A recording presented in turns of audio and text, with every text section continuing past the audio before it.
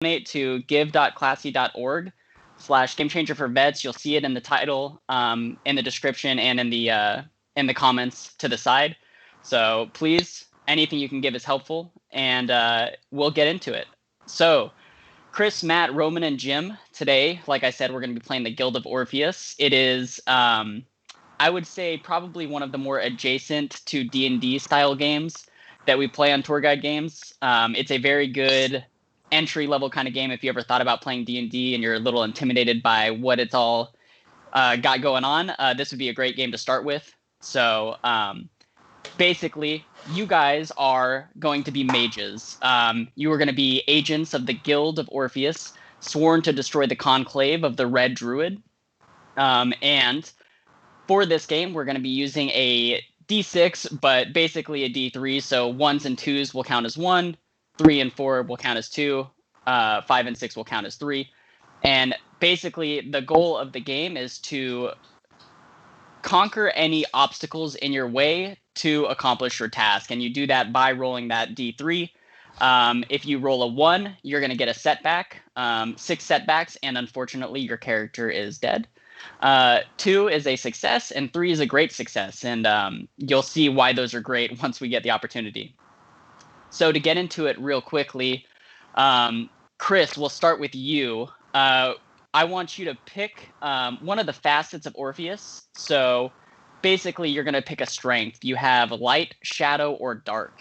And with light, you can be a more charmer or healer, or get better with detection.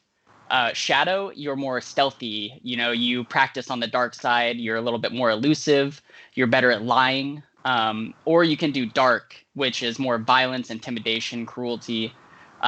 So you're going to be picking one of those 3 for a strength and one of those 3 for a weakness. Well, we'll just go straight up the middle then with dark as the strength and light as the weakness. Dark strength, light weakness. Love it. Awesome. Okay, and then we want you to come up with a good title for yourself. So something like, the Baron of Shadowfell or something like that. The something of something. As ridiculous as you like. I am the Lord of Castle Black. Lord of Castle Black. Perfect. Okay, awesome. Matt, we'll come to you next. If you want to pick a strength and a weakness and then your name. Okay. Let's do shadow as the strength and dark as my weakness. Gotcha. And what are you thinking for a name? I will be the Ninja of Rivendell. The Ninja of Rivendell. Makes sense if you're into shadow. I like it. There we go. All right, Roman. All right, I'm going to go with strength of shadow and weakness of light. Perfect. And what about the name? I'll go with the greatest of lovers. Greatest of lovers. I love it. Perfect. Okay, Jim. I am also strength of dark and weakness of light. Character sheet right here. Perfect. What about a name? I am known as FEMA, the caster of disaster. I love it. Perfect. Okay. So to get this set up, you guys are in the Guild of Orpheus. It has been a long-running guild, basically full of mages. You guys have been basically in an entrenched battle with guilds in the other guilds surrounding the area. It's a desolate kind of wasteland, but it is your wasteland that you live in. Most of the trees are dead. A lot of white branches, brown leaves on the ground. Mountains that are bleak and gray. You are often in overcast, gloomy shadows. Basically, anything you could think of as the worst place to live. That's kind of where you guys live, but it is, where you call home. And there are other factions that you are fighting against. In this case, you guys are going to be pitted against the Mage Duke of the Elves, and your battle captain walks into your guys' barracks, and then kicks the door in, lets you guys know we've got a mission. We're gonna try to end this factional war once and for all. We want you to steal the pendant of the mage of elves over yonder across in the forest of Grayscale. How to get into the forest of Grayscale, I'm not 100% sure. We've heard that there is a buzzing for a portal nearby that if you enter it will take you into a very bleak druid forest, and that is where the Mage Duke of the Elves resides. And this pendant that he possesses should be able to bring the guild much wealth. Enough wealth to hopefully move on to greener pastures. And we really hope that this could be the end of everything. So I trust you four to get this job done. And you see he stares at you for a second before taking a deep breath. I really want to stress this could end everything. You head out tomorrow. Get ready. I don't know how long the journey's going to take, but don't come back unless you're successful. And with that, he walks out of the barracks. So with you four now having the task, I want you to basically let me know how you would like to prepare for this journey tomorrow. And then we'll get into it with a couple more twists as we go. So Chris, we'll start with you. Is there anything you would like to do to prepare before this journey? And keeping in mind that, all four of you are mages, you're very talented in the magical craft. You each have 6 different spells you can cast called great spells, and basically those are utilized so that if you fail a roll or something like that, you can try to rebound. You'll still take a setback, and remember 6 is death. So I've got it written down, but keep them on track for yourself as well. But you can use the great spell to basically relieve that fumble. And I want you guys to let me know how you're going to prepare so that we know what kind of strengths you guys will be taking on your journey. Well, I'm going to have my lackey get my forest wardrobe ready so that I have all of the forest appropriate clothing that I will need. Obviously the black boots with the silver buckles, the black cloak with the silver lining, the black tunic. You get the theme that I'm going for here. Absolutely. Then I will begin to brew a couple of potions that I anticipate I might need while we're on this quest.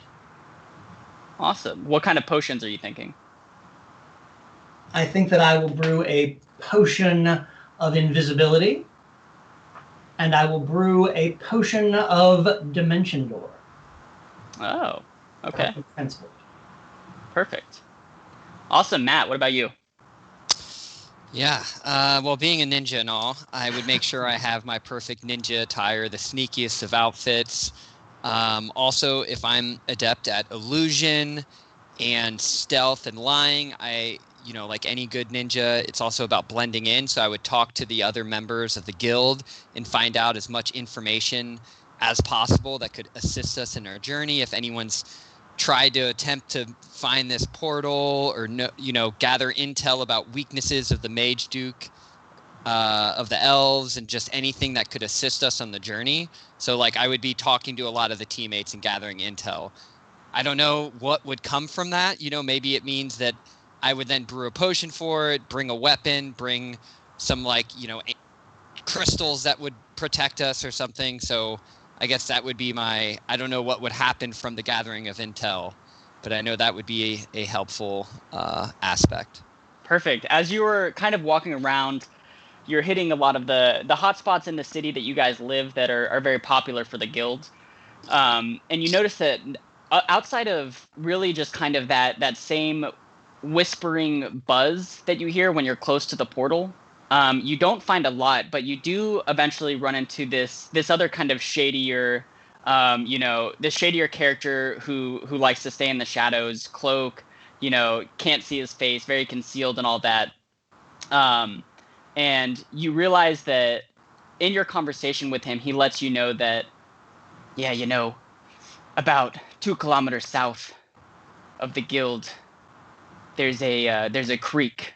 Follow that creek, and I bet that'll take you where you need to go. All right, good Sweet. to know. Awesome. And then let's go, Roman. What Okay. would you like to do to prepare?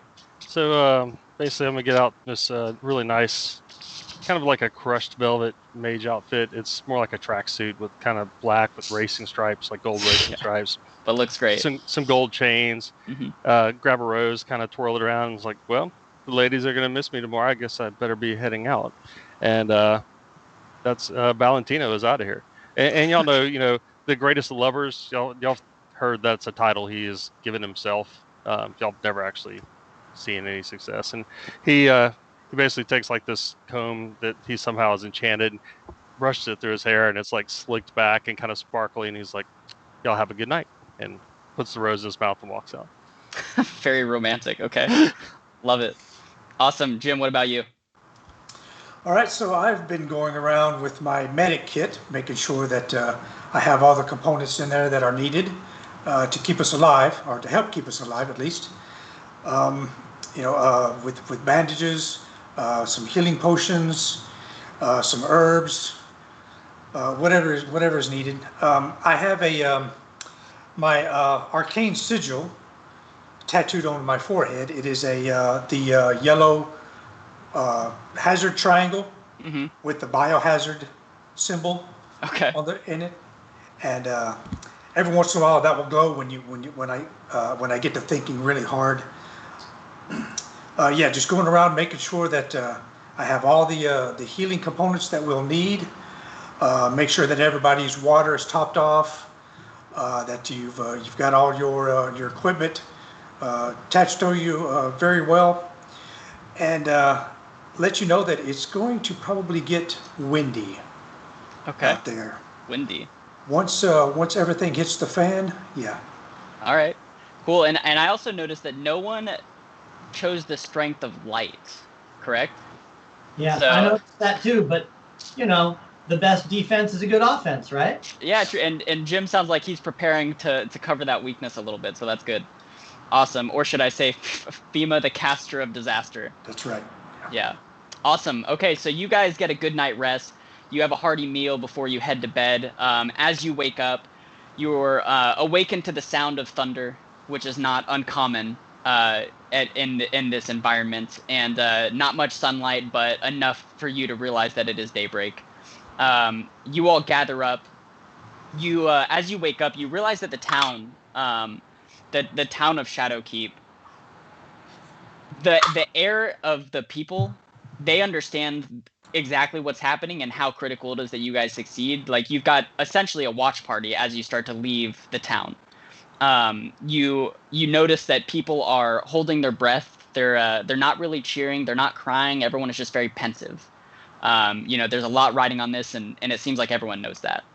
So as you guys get to the outer walls of the town, and the bridge drops to cross the chasm below, you guys start your journey.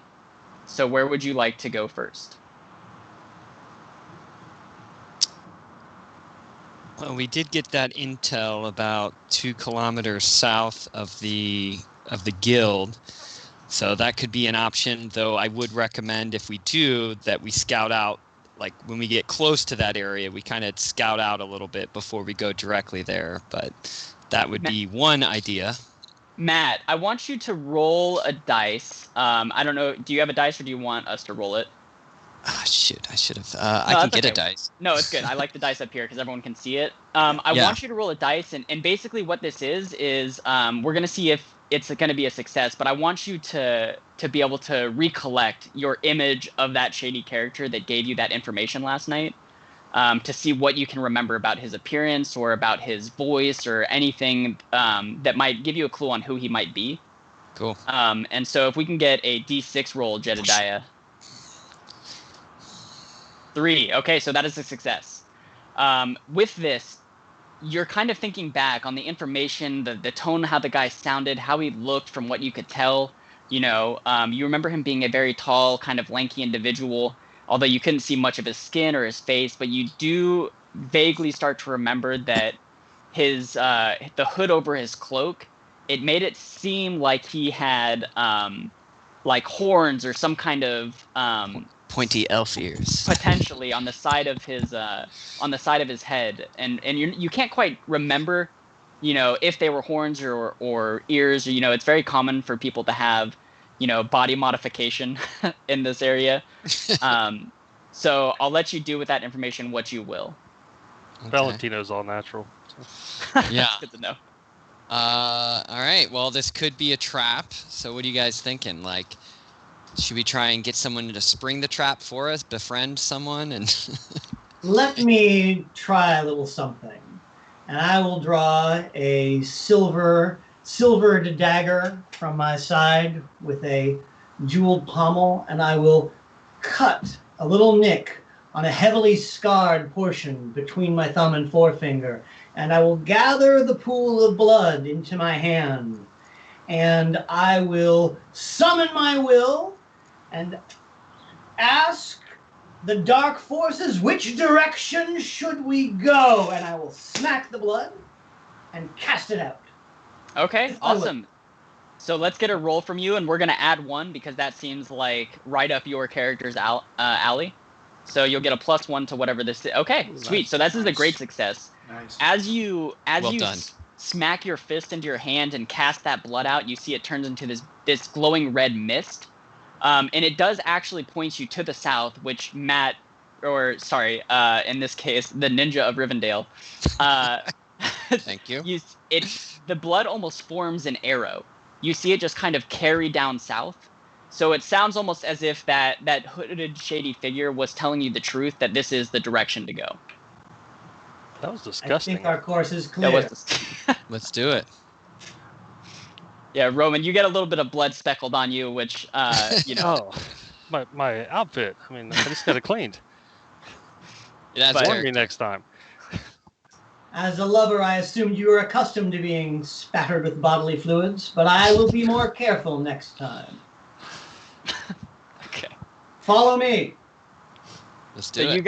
you guys end up following in the Lord of Castle Black's lead, walking very confident. He knows that he just did something super badass, and you guys all saw it, and it worked really well.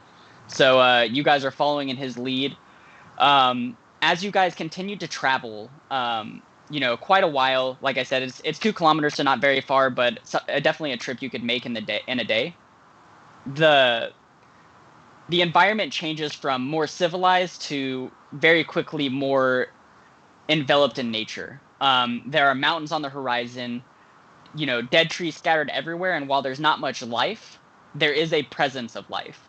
The trees, while they are dead and the plants might not be flourishing, they are still living, and the forest is thick. It's just not gorgeous and beautiful like you would expect for a guild of your size with the amount of wealth that your guild holds, or the amount of pool that they hold. So you start to travel. Eventually, you do pick up on this creek that was mentioned to the ninja of the group the previous night. And you can see that while it is technically a flowing river, it is a very small flowing river. There is not a lot of water left. There are bones and stuff on the bed of the river to where fish may have once lived, but no longer. But other than that, you don't see any other wildlife. It is just a kind of deep, dark forest with a creek to your right traveling further south. So with that, I want to, let's see, Jim, or I guess FEMA, there we go. Let's have you roll. I want you to try to see if you can pick up on the presence of someone who might be following you. All right. Let's see. I will be keeping a watch, and I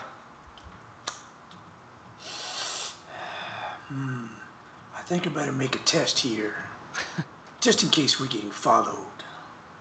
Sweet.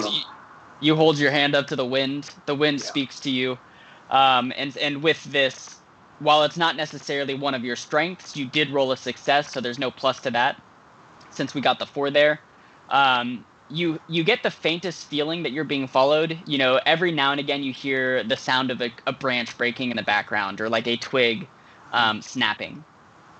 You realize that it's kind of keeping the same distance. You don't know if it's a threat or if it's, someone just keeping a watch on you or tracking you, but the sound continuously comes from behind you at about the same distance every single time. All right. Let's see. I want to see if I can summon up some wind. I have like a small, those spray fans, with the little spray bottle on it. Yeah.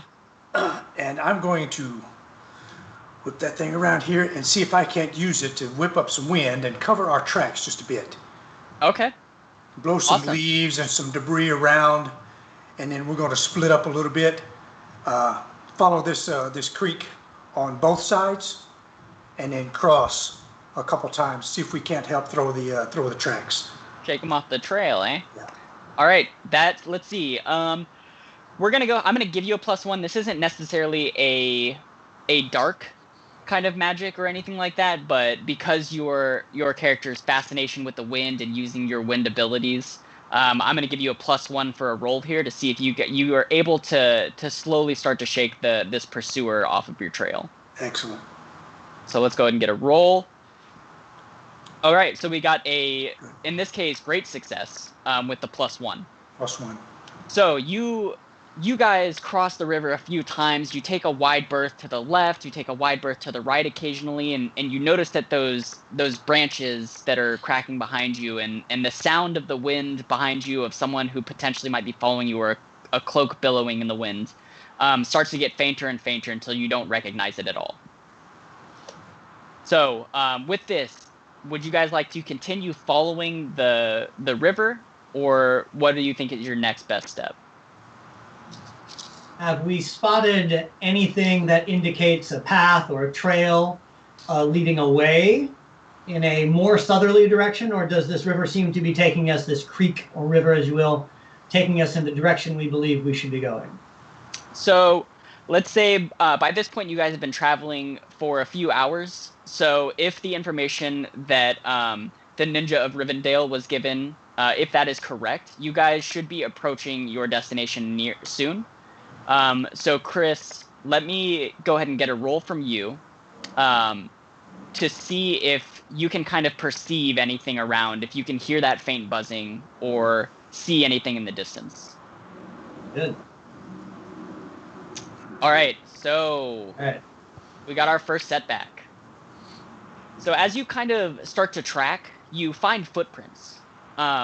Footprints that you can't quite tell if they're animal or human, but it is something bipedal. It's got the same kind of gait that a human would have, but it looks a little bit morphed as a footprint. It doesn't necessarily look like someone who's wearing shoes at the very least.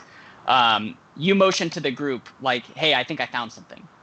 You start following these footprints, and eventually it leads you to an area where you start to hear that faint buzzing.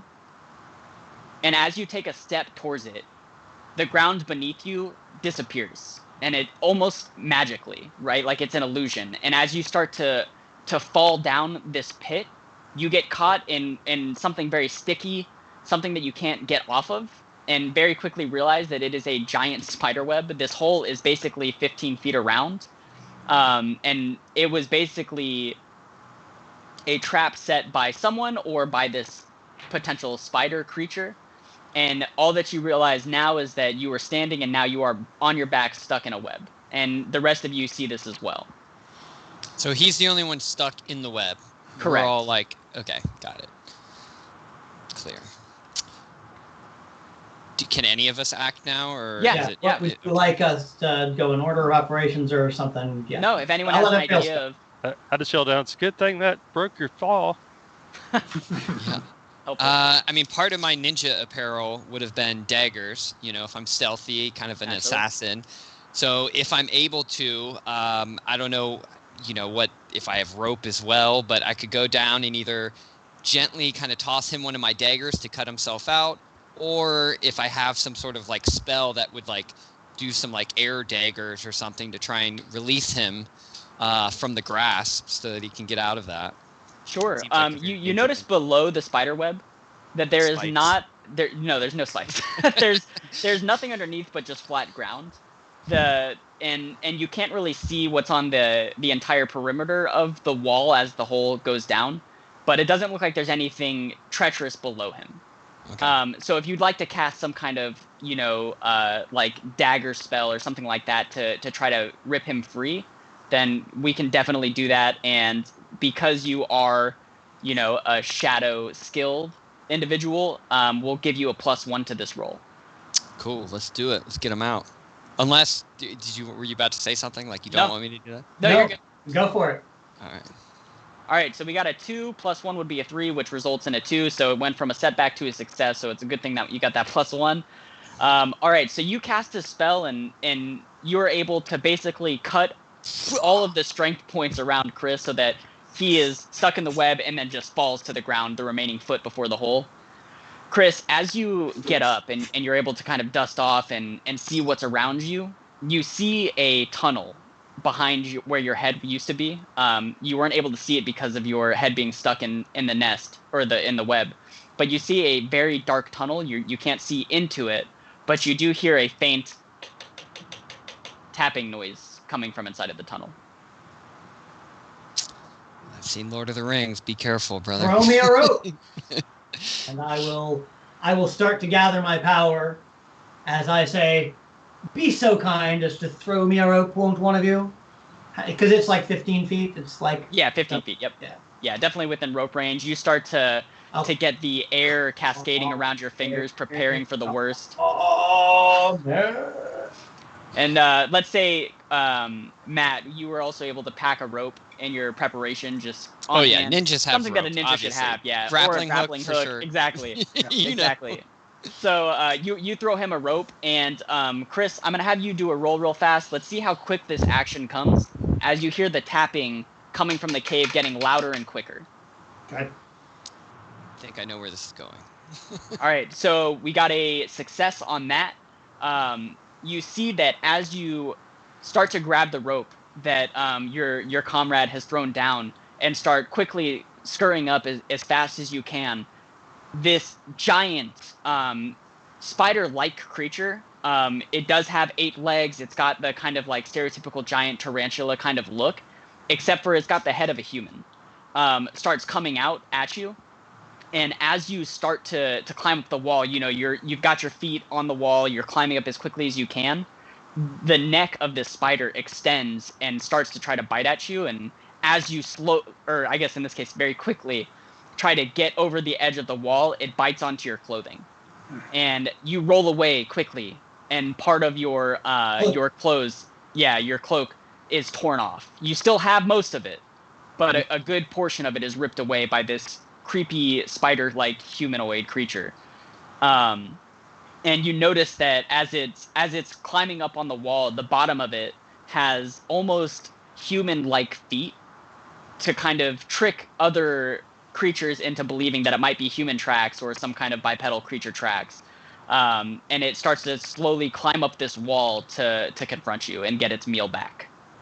The Lord of Castle Black will not tolerate such impudence! And I will clap my hands together with the power that I had prepared and wash dark fire over the face of this fell beast. So you spit out black flames from your palms to try to destroy this creature. Let's roll to see how successful you are. All right, so we got a great success in this case because it's a +1 with your skills in the dark arts. And I would definitely classify this as violence and intimidation and cruelty. So great success in this case. These black flames disperse from your palm and they flow in this stream that immediately sets this spider ablaze, and it falls off the wall. Legs are flailing, trying to put itself out, and slowly the legs just start to cross over itself as the spider is killed. And you look over it with a look of disgust, but also a look of superiority. It's pretty much a Tuesday. Yeah. So. Yeah, sounds about right. Yeah. That was horrible. Yeah. And so as everything calms down and this initial threat has been taken care of, Fema, you start to hear the winds kind of pick up a little bit and carry that sound of that buzzing that you guys heard when you got around this spider's pit. And you hear it not so far in the distance, maybe 20 yards to the south, and you guys are feeling like you're back on track. I think we're almost there. I can hear some buzzing. Probably need to check that out just to make sure that it is what we're seeking and not something else. Ninja of Rivendell, you have my thanks. Your quick thinking saved me from having to kill that thing while I was in the pit. That's been inconvenient. Hey, we're a team. So We're a we team. are. Got your back. All the worse for the conclave of the Red Druids. You didn't get injured, did you? Are we able to inspect the body of that in case there was anything that we could use? Like, whether there's some, the horns of that beast are like made in some fancy potion, or maybe the blood of it can be used for something, or I don't know, maybe it's got some gold on it. Yeah, give me a roll. Let's see what you know about this kind of creature. All right, so with this, I'll just say it's a flat roll. So you succeed. You start to recognize this creature now that the adrenaline has kind of calmed down, and you realize that this is a spider lynx, is what it's commonly referred to as. It's a great threat in the more forested parts of the areas, and it's known to deceive people into falling into its trap before stereotypical like spider venom, injecting, poisoning, bringing into its lair to hang up and eat at its convenience. You realize that the spider's tusks are commonly used in potions for stealth and nimble walking, something that you are very familiar with. And basically, as long as you've got some kind of mortar and pestle, you can grind it up and combine it with a few different elements to create a dust of nimble walk. And perfect. Yeah. So. Yeah, let's get some of those tusks and get that going for future use. I have mortar and pestle if you need to borrow it. Perfect. It's that teamwork. Makes the dream work. Yeah. Awesome. So while you go down and get those tusks out, is there anything anyone else would like to do before checking out the portal? Or what sounds like the portal?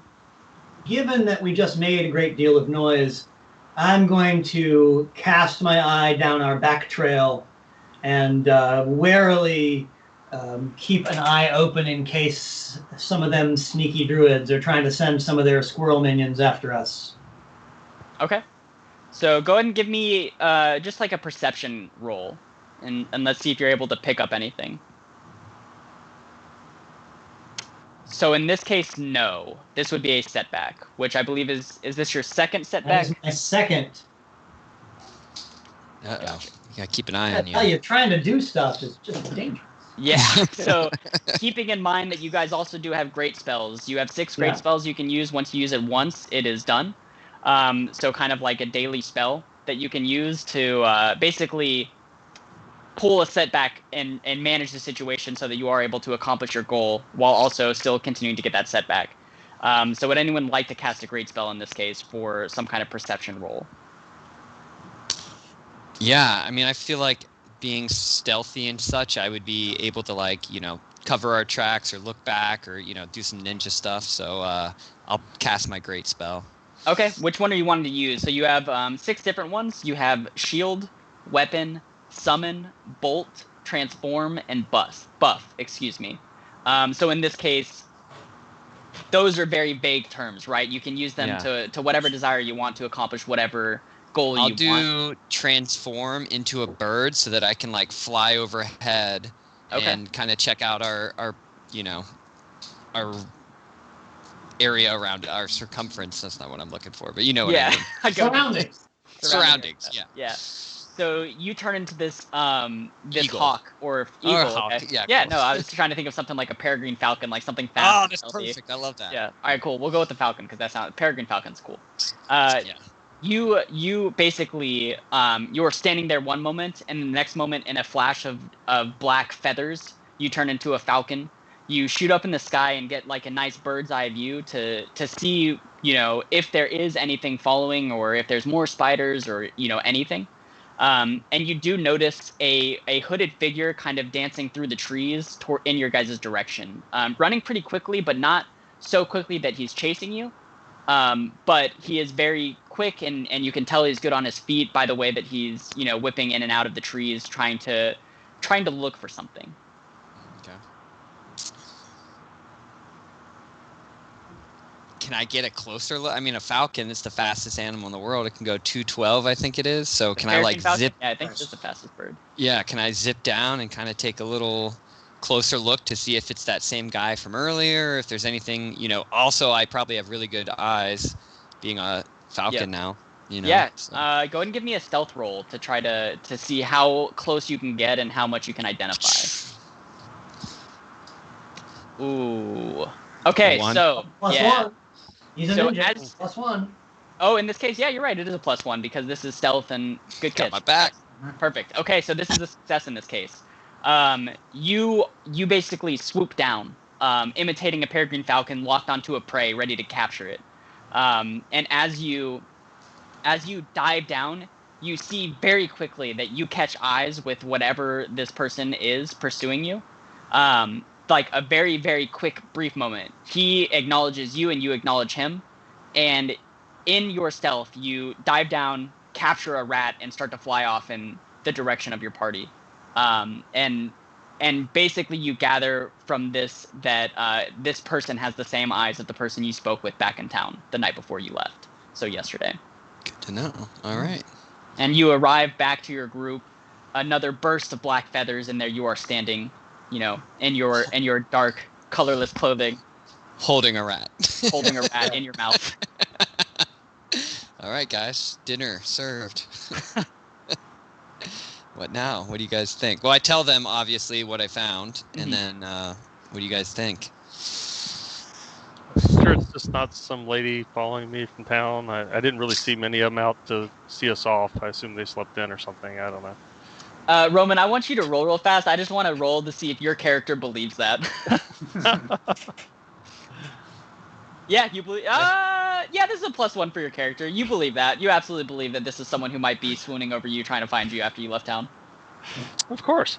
Can I assume that it would be very difficult for someone to stealthily infiltrate our tower who wasn't a friend or known associate of the guild?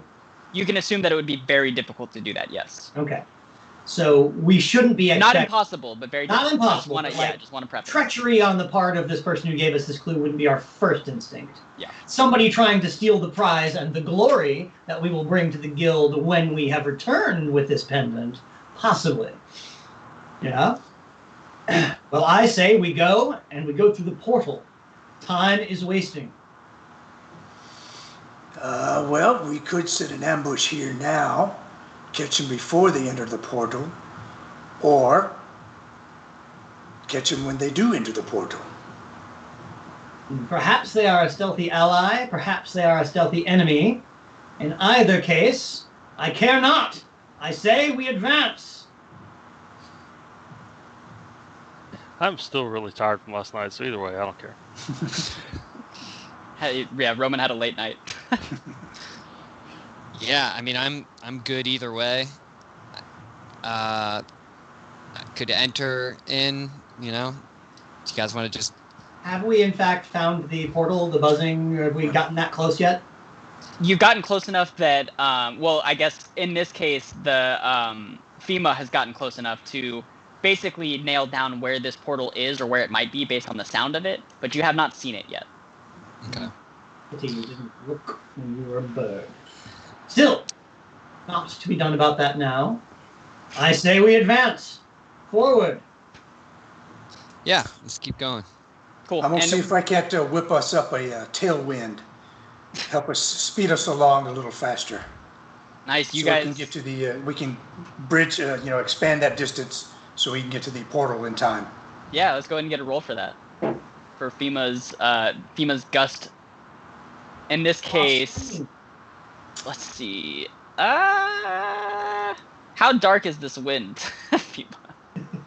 It's a dark and noxious wind, I assume. Oh yeah, it's going to be carrying a lot of debris, and it's like a good half sandstorm. Okay, cool. So I'll give you the +1 for that one. That's a close one, but you guys start to get kind of pelted by leaves, dirt, and rocks as you get this tailwind, and it doesn't necessarily help you as much as you thought it would, but it might cover the scent behind you at the very least. And you guys start traveling to the... My hair! Come on, I just brushed it a minute ago. Yeah, Roman, your hair is now just kind of caked in dust and flopping over a little bit. Definitely not your greatest moment. Sweet. So as you guys start to travel towards the sound of the portal, I do want to just throw a quick reminder that anybody watching, if you have the opportunity, please check out the chat for a link, but you can donate money for our cause here. We're trying to raise money for vets, and that link is give.classy.org /GameChanger for vets. Anything helps, and it's greatly appreciated. So you guys start traveling a little bit further south, and the buzzing kind of picks up almost to the point where you can't tell if it's some kind of creature creating it or if it's some kind of actual disturbance in the environment near you. And as you kind of branch through a little bit of the remaining forest and start to break away a little bit from the river that is now a little bit off to your east, you slowly start to see a bit of a distortion. It almost looks not necessarily like a tear in the environment, but something isn't right. Like you could look at this for hours and hours and it just would never make sense to you. And the only thing you can think is that this has to be the portal. Should we, I don't know, inspect around the area or something? We're all wizards and stuff. We can figure this out, mages.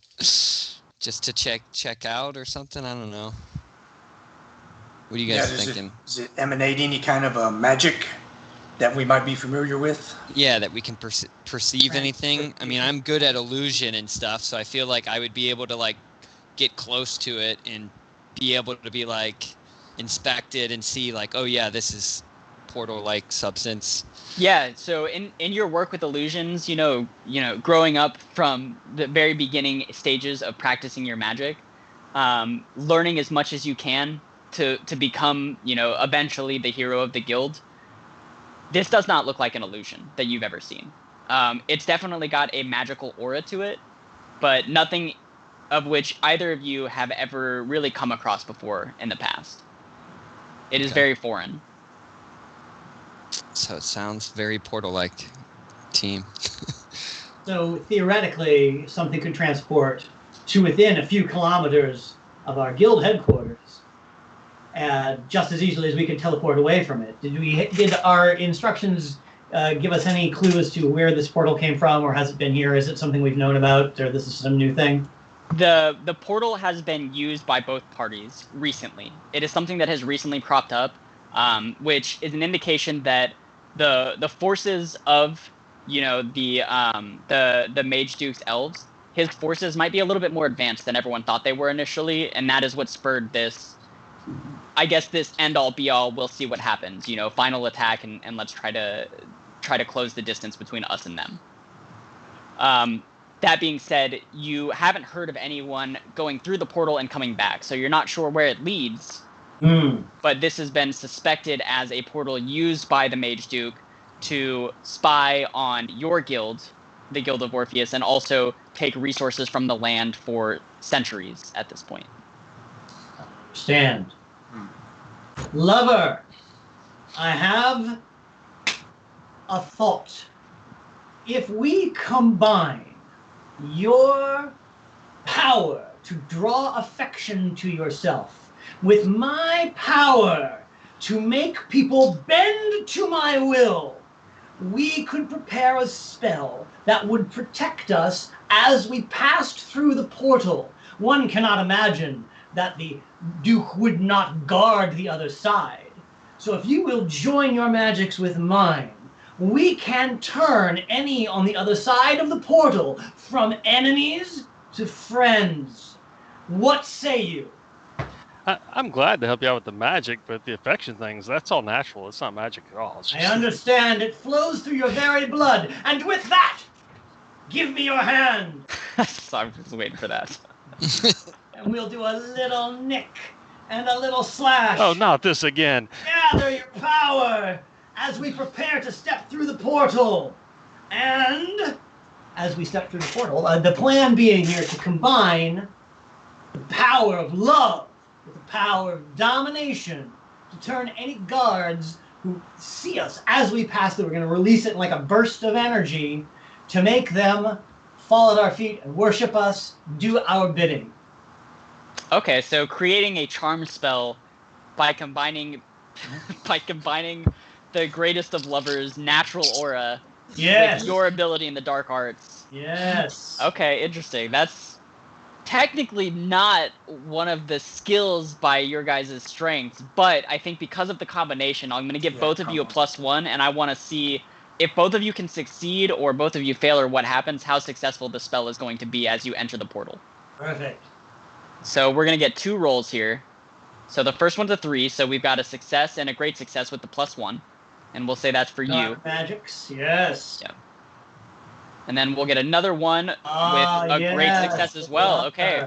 So I will say that while maybe the greatest of lovers isn't so confident in himself sometimes, his natural presence and aura of romance and desire is very well known in the Guild of Orpheus and in the town in general. Everyone is kind of aware of his good looks and swooning over him, and he's got a mainly because he's made sure they all know that. Yeah, he's very confident, I suppose, now at this point.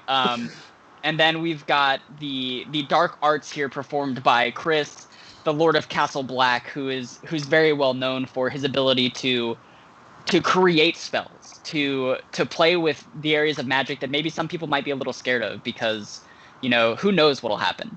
But you're well versed in tiptoeing and teetering on that edge, and you create this red mist of charm spell. And as you guys step through the portal, there's a couple things that happen. You notice that stepping through it is almost seamless. There's really no change to like your vision or hearing or sense of smell or taste or anything. Like everything seems very normal, except everything on this side of the portal is bleak and gray, like grayer than your town. And to the point where there actually is no color. You look at your clothes, your hands, like any trimming and colors that you might have on your clothes are just various shades of gray. The whole environment, as far as you can see, is gray, with just different kinds of shades, and almost like you were looking at the vision of a dog. Like you can. It's like there's 50 shades of gray here. Yeah. Makes sense if it's the Forest of Grayscale that now gets the name. Yeah. So I like it. And as you step through, you notice that there are actually 5 guards stationed on 5 different points around the portal. You step through this mist that was once red is now gray, scatters on the surrounding area. You realize that you have teleported into what looks like a large room. 5 guards in kind of like a pentagram kind of shape around it. And you step through, the spell is cast, the mist falls on them, and they slowly just turn around and get down on one knee and bow, almost as if they're aware that you guys are not necessarily regal, but they have so much respect for you that they don't want to do anything to lower your expectations or your feelings towards them. And so they sit there bowing, saying nothing. And as you somebody that gets it. As you look around this room briefly, it's not a nice room. It looks like something that was built to house something important, like this portal. Just various different wood, of course, in various shades of gray, but nothing fancy. It's almost like a box set over the portal. There is an entrance and an exit on either side of the building, but it is just a square building around you. Let's see. Let me take a moment to listen to the wind to see if we can hear any sounds, or what sounds do we hear? Any close sounds? Any sounds of alarm? Any sounds of nearby guards? You hear for the first time in your life what the sound of peace might be. You hear nature, you hear trees and the wind bristling on actual leaves in those trees. You hear birds chirping, you hear animals in the distance. You don't hear anything that sounds like people or anyone approaching or anything like that, but you just feel like finally you have this distant feeling of serenity that you've never really felt since you've been alive. Well, it seems like we came in unnoticed, but not for long. Well, I think that these fine lackeys, who have recognized our superior qualities would be convinced to take us directly to the Mage Duke himself. What say you, fine gentlemen? Please, we will brook no delay. Okay, so you see all 5 of these guards in unison stand up immediately, hand to their chest and bow, and say, "Of course, my liege." And they start. What catches you a little off guard is they start to grab you like you're prisoners, but you get the sense that this is for your best interest. They grab you tightly on the shoulder, put you closely together, and surround you as they walk out with you. You see them lead you out of this almost prison type box, and everything that you heard from the outside that sounded like serenity and peace and nature, you see for the first time. Like it wasn't a lie. You see that the trees are flourishing here, although you don't see the green. They do look lively and beautiful, as beautiful as gray trees could look. You see, different types of deer and elk walking around, squirrels, a lot of nature that just looks really, really beautiful, despite the lack of color. And you see off in the distance, down this large grassy hill that you now see that you're on top of, there is a very large city, much larger than yours, and there is a giant wall surrounding it, but not a wall that looks like it's like trying to keep things in or out. It just looks like a very well-kept environment. The gates are beautiful. There's marble work on the walls. They have actual sculptures and the types of things that you guys have really just never seen before. So you can't help but get this feeling of awe as you walk down this grassy plain towards this large city. And eventually you get to the gate. You see that there are 2 guards on either side, and they nod and let you through, as these guards escort you essentially into the city. With that, I want, let's see, the greatest of lovers, Roman. I would like you to roll a check just to get an idea, and Chris, you can roll one as well to see how long this spell will last. Okay, so we got a 1-1, and let's roll for Chris. Let's see if he's got any knowledge here on the spell since he did cast it. A 3. Okay, cool. So because you cast this spell, I'm gonna give you a +1 on that, and Roman, you kind of look over at Chris and you're like, I think this spell's gonna last forever. I know me, it's gonna be great. Chris, you know that this spell is not gonna last forever. You've probably got another 10-15 minutes before these guys, you don't know what's going to happen. They could pass out. They could immediately come to their senses and remember everything, or they could just have amnesia and not have any clue what happened because everything was so fast. But this will not last, for the end of time, this spell. Is the Mage Duke holding court at this time? So you don't know. Sorry, I will ask the Gotcha. the guard who is escorting me, our honor guard here. He escorts us through the gates. Oh yeah, so you see what looks like kind of the leader of the 5 soldiers themselves, or guards, if you will. They say no. At this time, he would either be in his garden or his quarters. Excellent. Take us to his quarters. We will await him there. How much further? It has been so long since last we were here. Well, sir, it is quite a travel to the center of the city. I would say probably a quarter to half an hour from now, we should arrive. Very good. And we should gather some info, important info about, all right, what's his daily habit? Where will he be? Where's an entrance to get in that we can, sneak in, or whatever we can before, the spell ends. Yeah, of course. Before that, I just want to explain what's in the city a little bit as you see it. The iron gates have opened, and you see what looks like a prospering town front at least. There are merchants further deeper into the city, very similar to kind of a mercantile with several shops and people walking about. Everyone's kind of peaceful and living, their best life.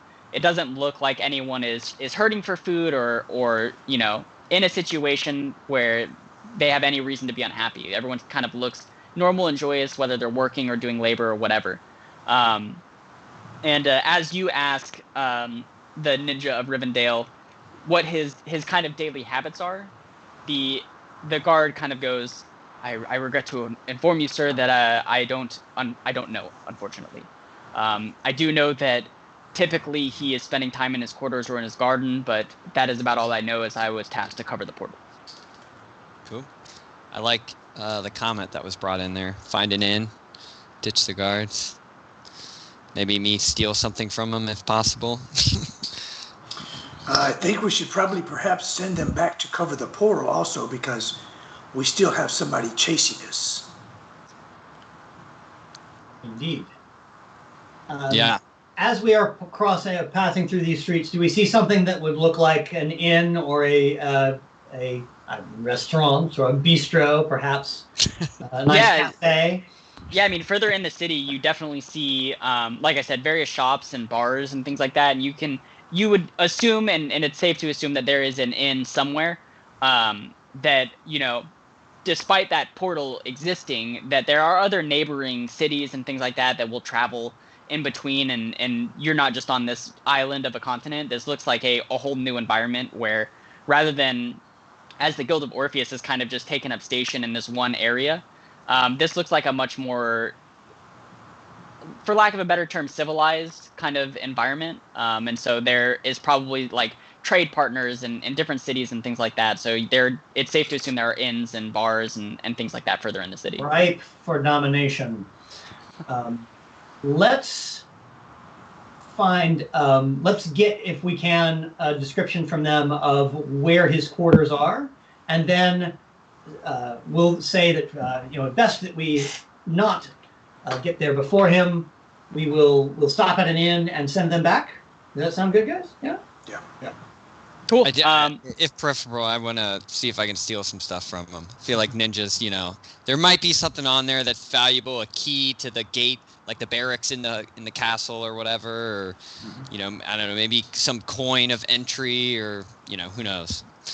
Okay. Let me see. I'm going to have you do a roll, but before that, so if you get a great success, what is the one thing, or that you want? Yeah, what is the one thing that you want to find?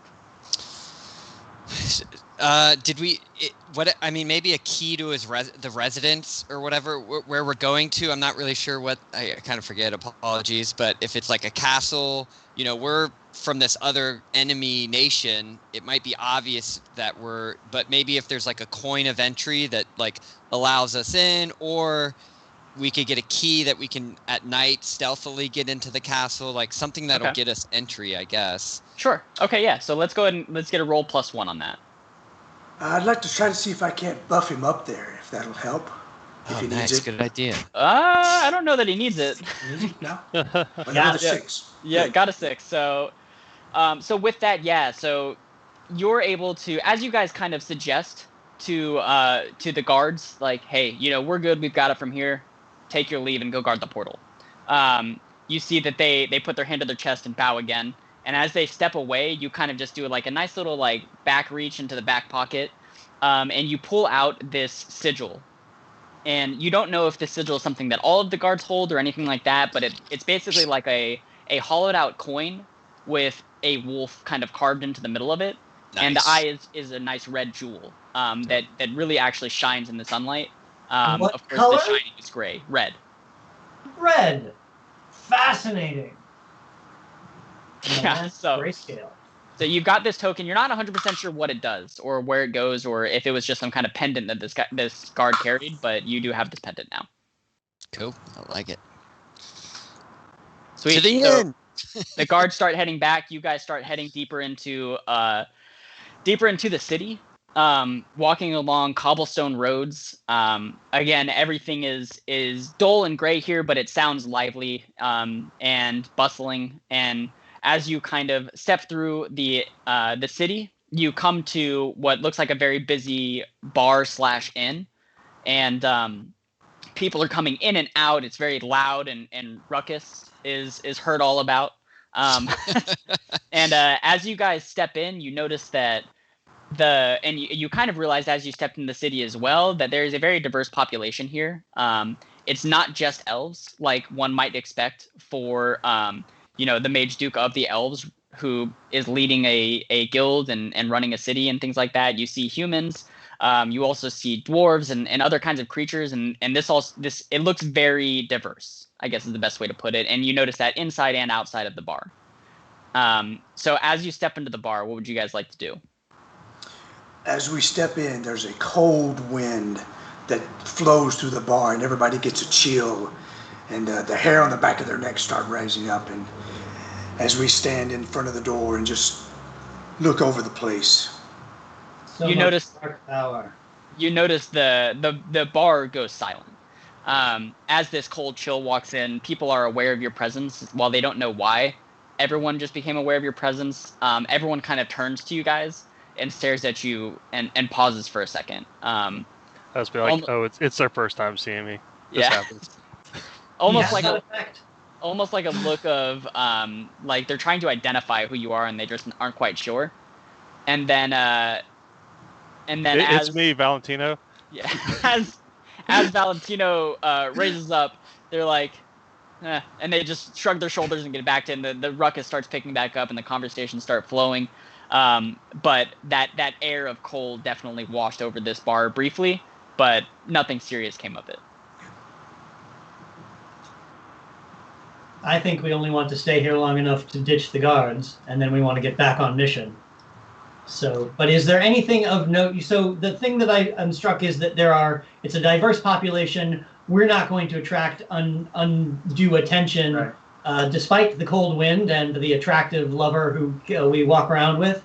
So it's not like people are like, look, it's human mages. Yeah, no, you guys, while you might be dressed differently, you notice that there's, like I said, diversity everywhere. People are dressed in all kinds of clothing, whether they're visiting from neighboring cities or whether that's just the style that is currently washing through the city. Who knows? Maybe you guys are trendsetters.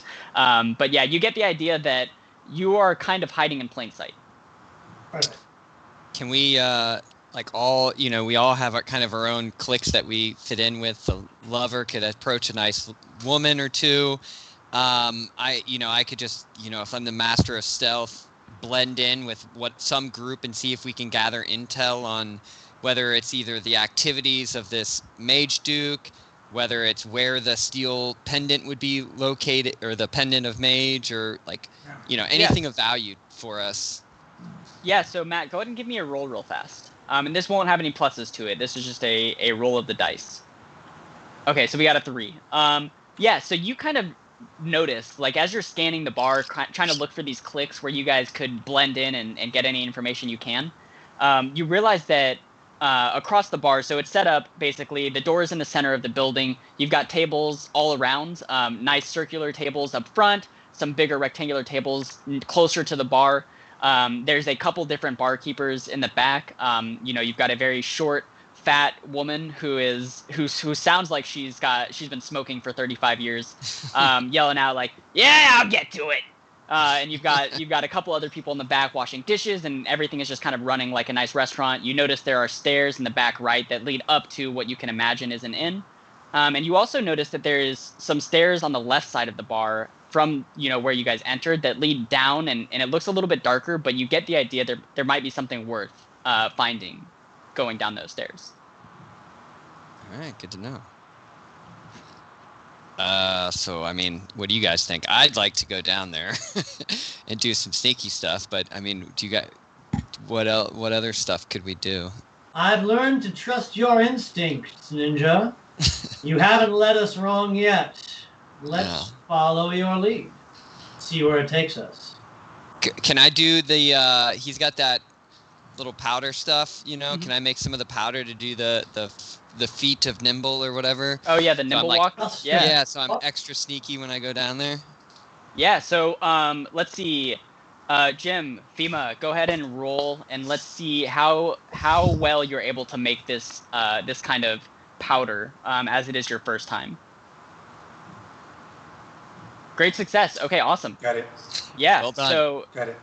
this is something that, while you may not have made in the past yourself, you have studied alchemy and potions and creating various kinds of magical conveniences. And you're basically, while you guys were we're walking through the forest, you're able to grind up the powder well enough and combine it with a few different natural elements and herbs to create this powder, which probably is the consistency of flour. And you know that when you slowly flour it over your feet, basically you're able to walk without making any sound at all. And your balance is improved, your quickness is improved. It's just an enhancement to any kind of stealth-like abilities you might have. And so as you guys prepare that and get ready for it, you hear the barkeep yell, hey, don't remember, if you can, please donate to give.classy.org/GameChanger for vets. Yep. It'd be greatly appreciated. We're running this to try to raise some money for the vets, so good on you if you can, please. Well, we'll have to give a couple of coins, otherwise we wouldn't blend in. Yeah, so you guys hear that, and then so you have this potion now, Ninja, and you're able to do what you like with it, whether you want to use it now or later or whenever. You guys have created enough probably for all four of you, and while it would do more for getting everyone to your level, Matt, it enhances your abilities to almost like a superhuman kind of level. You know, your balance, speed, quickness, and ability to be athletic and agile and things like that. I feel like I don't need to use it yet. You know, like this one, we're just going to the basement of an inn. I feel like we should save it till we're closer around the actual pendant or some more dangerous stuff. So I just want to use my normal super stealthy ninja stuff. Okay. And, you know, go down there and check it out.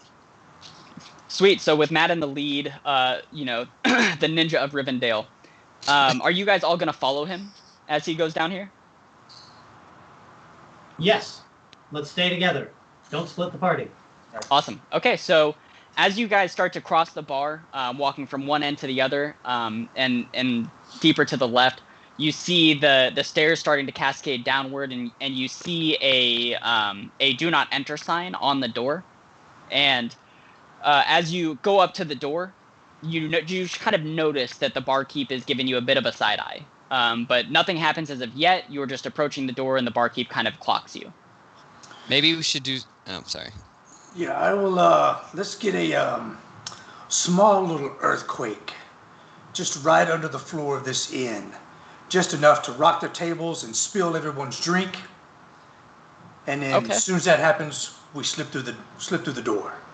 Okay. I'm gonna say that this is probably a +1. This is a good intimidation kind of spell that you're casting. Violent. So yeah, let's go ahead and let's roll that.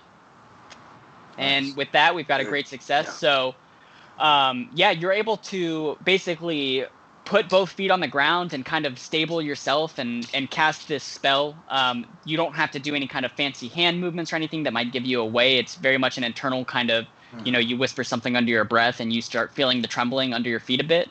And you guys notice it as well. Immediately, you start to feel the ground is unstable. You start hearing tables and glasses rocking a little bit. And you notice that people just start to kind of run out of the bar because they're not sure what's happening. You notice that the barkeep stays where she is. And the other two people that were helping her, washing dishes, waiting tables, and things like that, they run out as well. So now it is just you four and this barkeep. And she's not necessarily looking at you like she knows it's you, but she knows that she can't abandon her bar. This is her livelihood. This is, you know, the only thing that she owns of any value. And so she's staying put, but you notice that she's also feeling the effects and firmly grabbing onto her bar in front of her to make sure that she doesn't tumble over. And while she's not necessarily looking at you guys right now, it is just you five in the bar.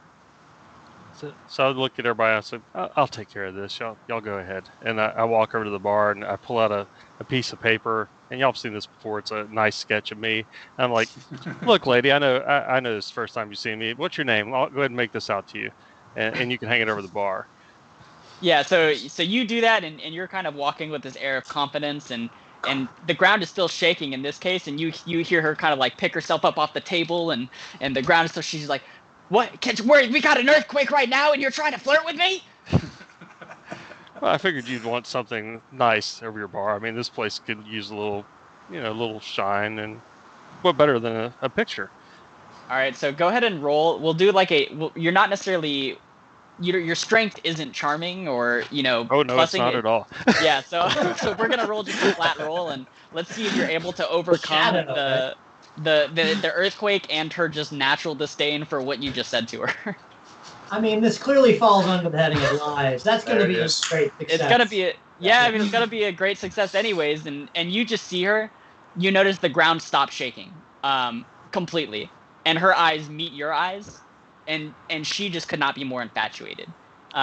You're able to basically hand her this picture of yourself. She grabs it, and while she's still rocking, she doesn't feel it, and she just stares at it, and she's not really looking at anything else or acknowledging anything else. She has just locked eyes with you in this portrait, and cannot break away from it.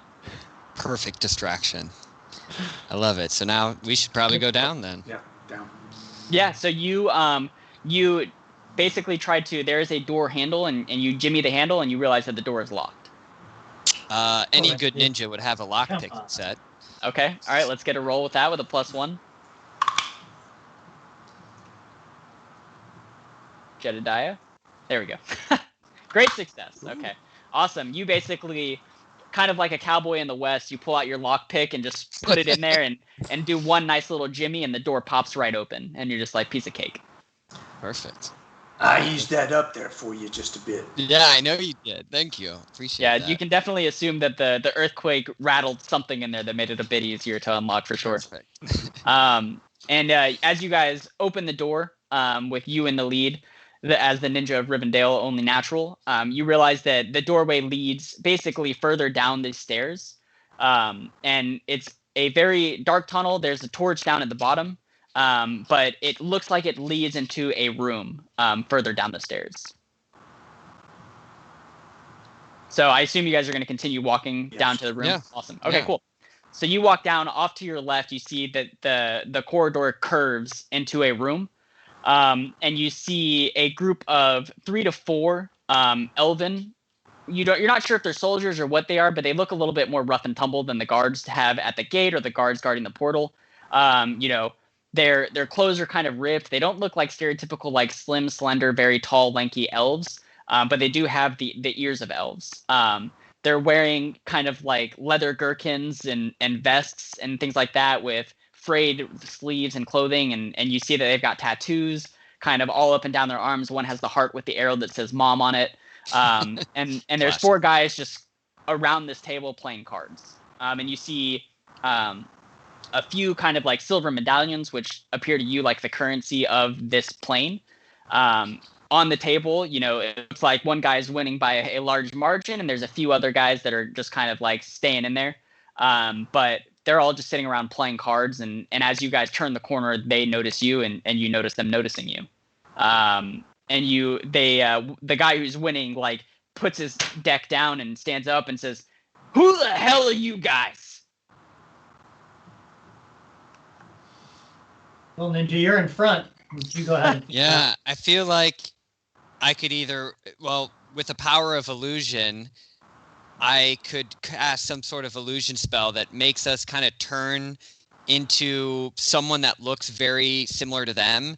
And then I repeat something like, we're the group from, whatever, Uptown, or some elusive, deceptive comment that person would know. And they basically would, I'm trying to deceive them. Call it some illusion that, we are some group that they would know, and, it would ease over things. Could you use that sigil that you got to persuade them that we were guards and breaking up their game? Ooh. Or, giving them orders of some kind?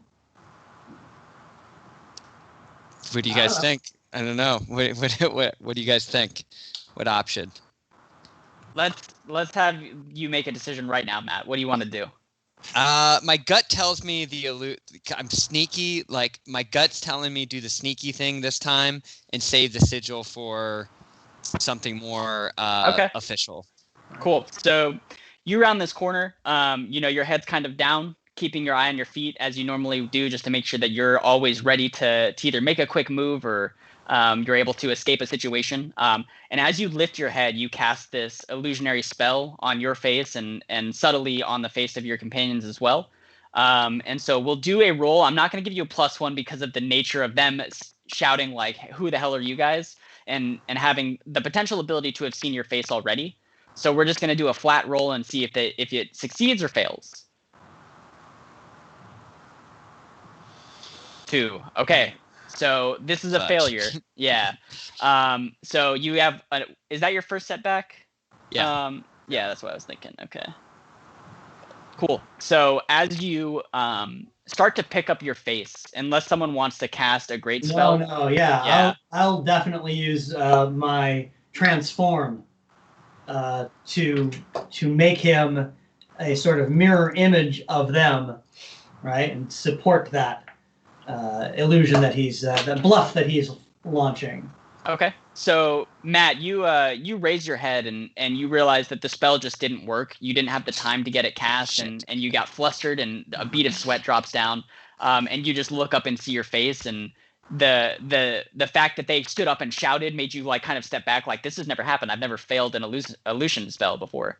And your hood bounces off, and you notice that you've got the ears of elves, and the rest of you do as well.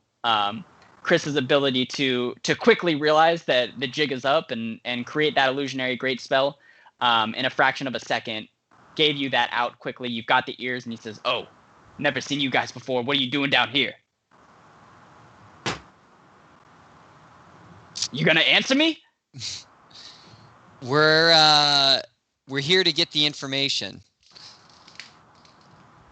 Something vague, just as if hoping that they would know what that they would maybe fill in the details, pick up from what we're going on, like give a very vague, broad hook to see if they, I don't know. I'm gonna go ahead and grab him on the shoulder, move him to one side, and say, "They don't know who we are. You gotta tell them who we are, or they're not gonna give us the information, right? You wouldn't just give up the information to 4 guys who walked in on your card game, would you?" And you see this like big burly dude like sit down with a confused look on his face, and no, of course I wouldn't just give 4 guys information. What would happen to you if you just started giving information to any Tom, Dick, or Harry who walked into your room? I'd be exiled in a moment. Of course, I would never do it. They'd kick you right out of town. They'd kick you right out of the city. Who knows how far you'd have to go, and you would never, ever be able to come back, right? Look around, nods. Yeah. You see the other guys like playing cards are like, "Yeah, no, hold on. We would never do that. We wouldn't do that, I promise." Oh, you wouldn't, would you? You would never give up the information to anyone else who came in here besides the people who were sent for it, would you? Of course not. As long as they tell us who sent them and it checks out, of course. And as long as they show us the mark, yeah, of course. Of course.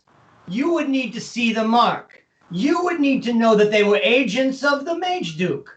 Otherwise, you wouldn't give up nothing, would you? Nothing at all. All right. And they show them then. They got it. Show them the sigil. All right. Well, I would reach in and pull out the back pocket, the piece I stole. Look, guys, we were on a super secret mission. No one else can know we were here. So tell us the information, and we will be gone, and you will be quiet. Do we have an understanding? And you see the big kind of burly guy who definitely seems like he's the leader of the group. He walks up to you, Matt, standing eye level, basically inches away from your face, grabs the medallion out of your hand and inspects it, looks at it, turns it over, turns away to walk back to the table and flicks it back to you. And then he sits down and, "Listen, we haven't uncovered much yet. The antidote hasn't been found. We've been searching everywhere. We've been going through every portal we can find. We just have not found it yet. We're working. We're trying our best. There's just no news right now." And I'll slam my hand on the table, scattering coins and cards. You think that's a good enough answer? How much time have you had? How much time do you need? What is it that you have found? You gotta give us something. So you see the 3 other guys that are around the table, these 3 other elves. They're basically keeping their heads down, letting the other guy do the talking and just looking at their hands, trying to get any kind of distraction so as not to draw your attention. And he goes, "Listen, all right. There might be something that Gold Orpheus has that we can use to heal the Mage Duke, but listen, we haven't found it yet. We've been trying. We got guys on the inside. We're looking. We just have not found it yet. I will get back to you as soon as possible. I promise." guys on the inside. You've sent people through the portal, you've infiltrated, and you know that you've been successful, but you don't know what it is? Not yet. We're still looking. We haven't gotten to the places we need to get. We're building up the trust. Sir, I promise we are going to get it soon. We just don't have it yet. We've still got another week. All right. This is the most shambolic operation that I have ever been involved with, but you know what? It's not easy. The guild, they're savvy. They sniff stuff out. So I know you guys have to be extra super careful. So we're going to go ahead and give you this one today. Just today. So what I want you to tell me is everything that you've got about your inside men and what they think they might have. And then we're going to go. And you can keep going. I can see how hard, and I will fling some coins on the ground, you're working at getting the information. Do you fling the coins that were on the table? Yeah. Okay, cool. So you see the other three flinch a little bit as the coins kind of pelt them and bounce around, and the rattling of coins hits the floor. And he says, listen, all we got right now is Servius is on the inside. He's doing what he can. The last thing I heard is that he was leading some troublemakers this way to make sure that we could capture them and take any information we could get to find that antidote. But I promise you, we're done playing cards. At least for this week, we're going right now. We're going through the portal. We'll get it right now. All right. That's what I want to hear. That's the kind of attitude you got to have. You can't be sitting around on your duffs. What's going to happen if you don't get that antidote? You know what's going to happen, and it's not going to be good for anybody involved. So I want you to count to 300 backwards. We're leaving.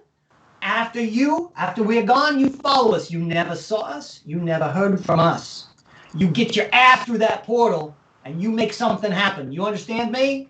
Yes, sir, of course. And you see him put up his hands to start counting backwards from 300. That's right. And he's definitely missing some numbers, so he's probably not going to count all the way from 300 to 0, you can tell, but he's counting. Good enough. Should we ask him anything about the pendant? I think if they know pushed anything. our luck. No? Okay. So you guys turn heel, you start walking away, and you continue to hear the countdown, 300, 299, 314, and as you walk back up the stairs, you see the barkeep is still looking at that portrait of the greatest lover there ever was, and she's still infatuated with that portrait. People have started to kind of filter back into the bar a little bit as that rocking stopped, and they realized that it was just maybe a little tremor or something. No one's quite sure, but it doesn't seem as serious as it used to be. So you've got the barkeep looking at Valentino. You've got some people starting to filter back in as you walk up and shut the door behind you. And once we get through to the other side, as we come up the stairs, we'll let the transformation go so that the barkeep isn't. All right, guys, I think that I'm sorry if I ruffled your feathers there, Ninja. It just seemed like a more forceful hand was called for. Let us head to the Mage Duke's quarters and see what we can find there. Well, the barkeep was about to cook us some food here. I think there's no time for food, lover. You'll just have to make love on an empty stomach. Servius is looking for us. We'll have to blend in. Sweet. So as you guys walk out of the inn, very similar to when you walked in, everyone is still walking around doing their duties and completing chores or going about normal everyday life. You do notice, and like you would have noticed in the beginning, that there isn't a large castle in the center of the city.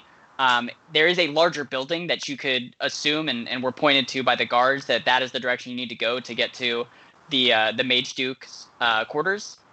But it doesn't look like he's living lavishly or, over exceeding his means or anything like that.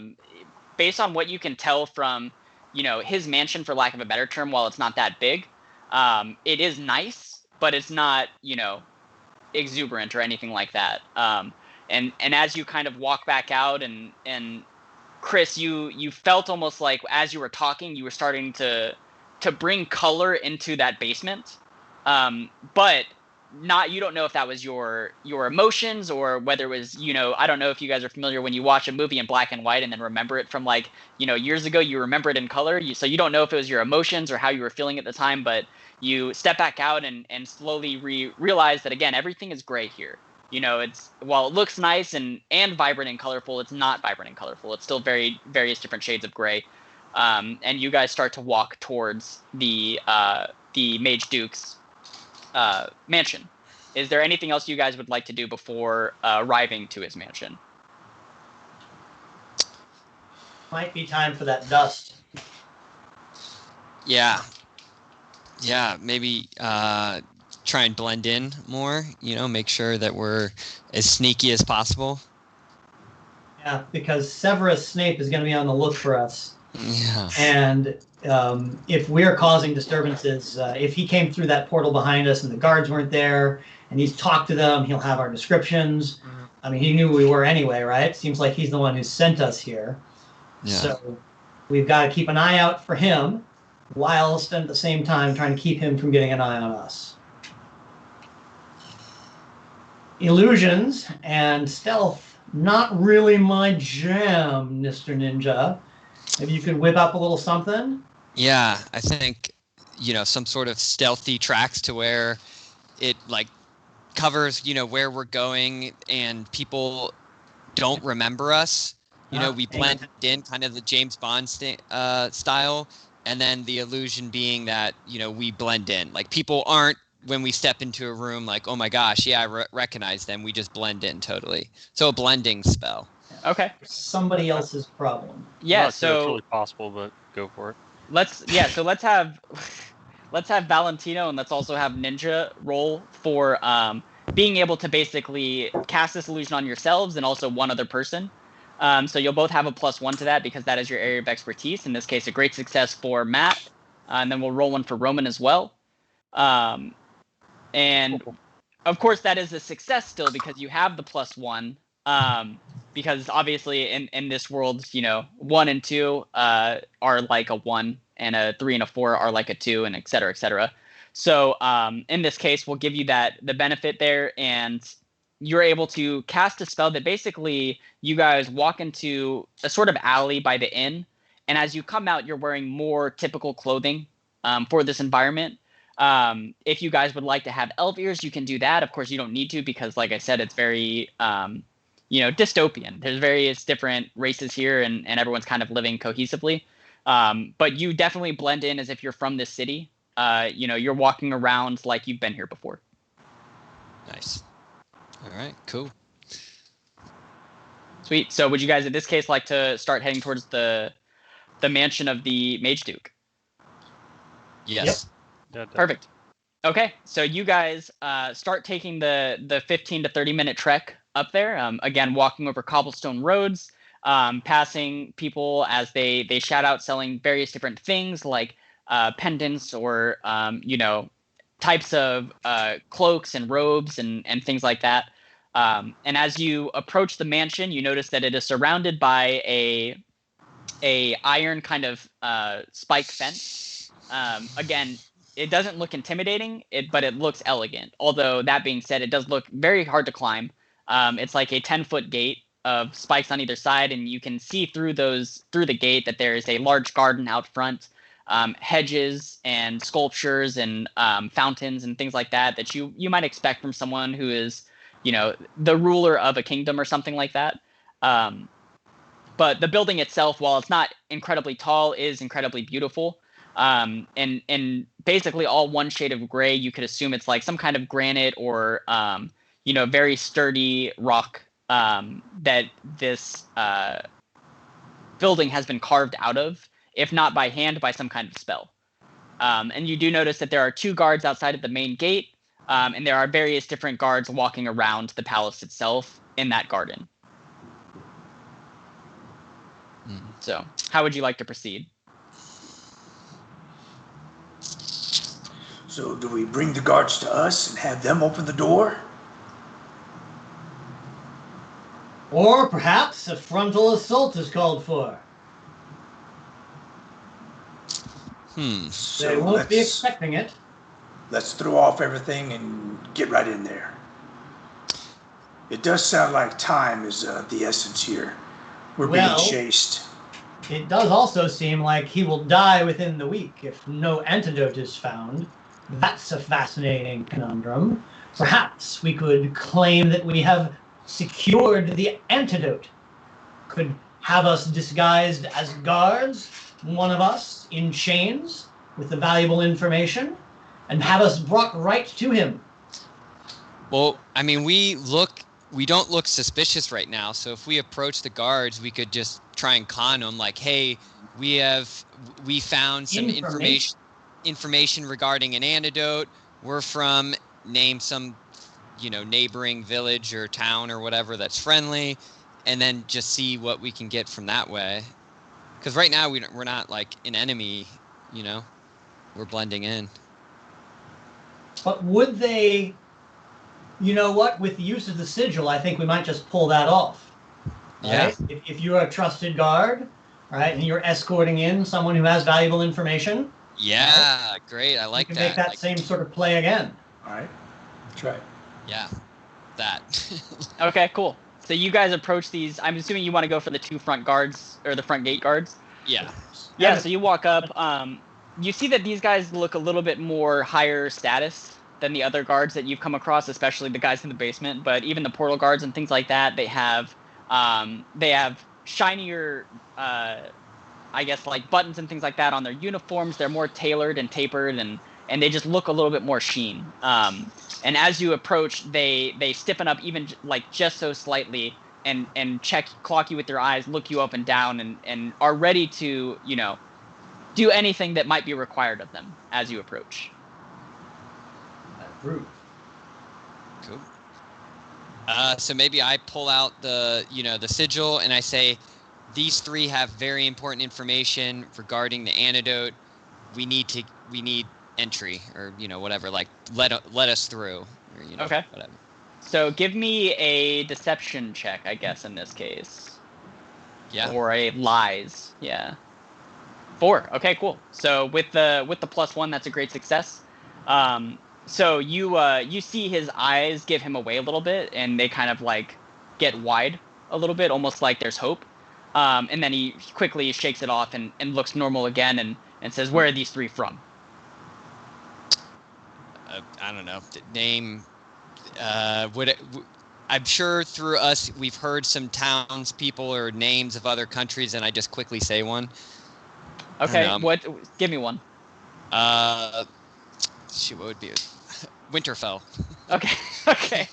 Cool. So let's do another dice roll as a lie, and let's just roll this straight, and let's see if he believes it just because you were doing that quick thinking on your feet.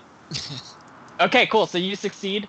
You see him kind of looking at you a little quizzically, like Winterfell, and he's like, perhaps we have sent people, somewhere called Winterfell. Okay, sure. And he nods to the other gate guard, and the gates open, and he leads you three in from the front, and you see the guard mans his post now, standing in front of the gate, centered, watching by himself. And you guys start to slowly follow him as he. I say slowly. He's actually probably walking with a bit of a pace. He's not sprinting or jogging or anything like that, but his steps quicken as you guys walk up this long gray pathway to the front door. And again, on the left and right, you see the garden, right? Like various hedges and flowers and plants and life. All the various different shades of gray. The pond in the front the fountain in the front almost looks like it's like spitting ink out of the middle of it. But you could imagine that if there was color in this world, that you would see, a lovely fountain of some sort of color. I just kind of bend over and look to see if I can see my reflection in it. Yeah, so you see your real reflection. You don't see the deceptive reflection of the illusion cast like, that you did earlier. Hey there, looking. Yeah. So you see your real reflection, and it just gives you a nice little peace of mind, like, there I am. And you quickly get back in pace and walk with your companions and the guard. He walks you to a set of stairs leading up to another door with a couple of guards on it. gives them a quick nod as they let you in. And as you enter, you see a nice kind of mansion like entry, but it's nothing crazy. Like you see a very nice kind of entry living room, and you see a couple winding staircases on either side. But other than that, it just kind of looks like a very nice entrance to a house or something like that. Just a little bit larger scale. So he leads you straight up to the winding staircase on your right, and then takes you to a room a little bit down a hall that's to your left. And when you look at it from the outside, it looks a little bit like a kind of cell. It's a big wooden door with a window cut out that has gated bars at the top so that people could look in or out. And as the guard opens it and gestures for you to get inside, you see that there's a table with a few different chairs on either side, and nothing else in the room at all. There's no windows in this room outside of the one on the door. And the guard leads you in and gestures with a nod for you guys to enter. So it sounds like we're being taken for question or to be debriefed. Debrief, yeah. How many guards are with us? Just the one? Just the one, yeah. And how far away was the last person that we passed? So, interestingly enough, you didn't really see anybody else in the mansion. You saw the 2 guards in the front, and then it was empty. I like where your head's going with this one. Mm-hmm.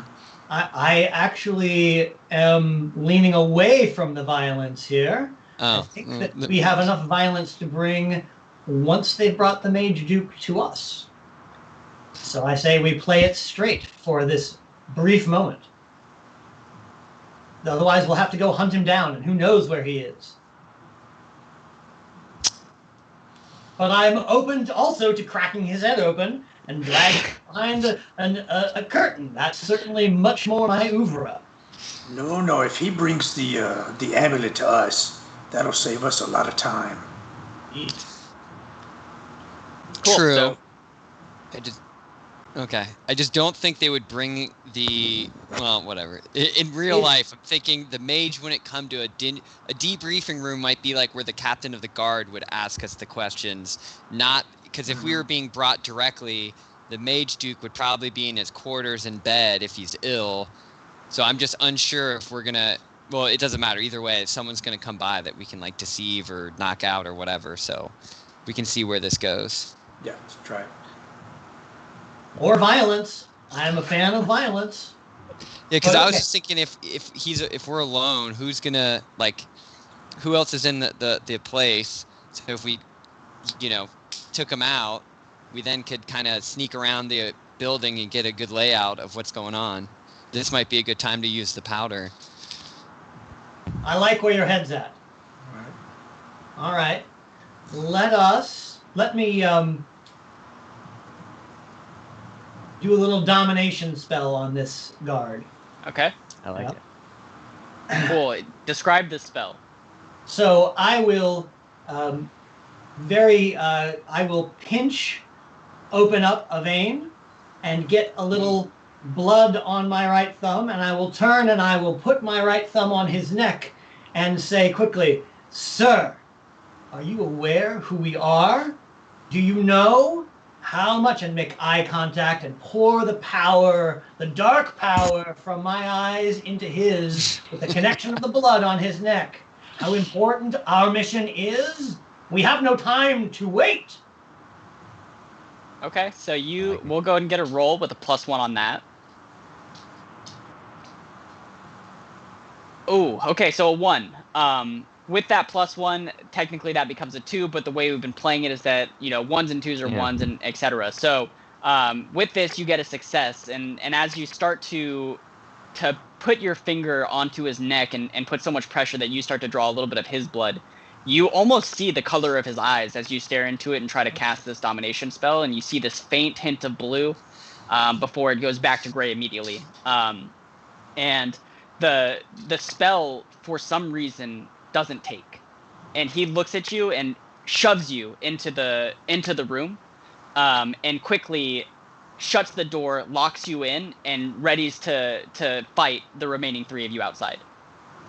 Can we cast one of our whatever those 6 The great spells are? spells? Yeah, I'm thinking What of a one? great spell thing here.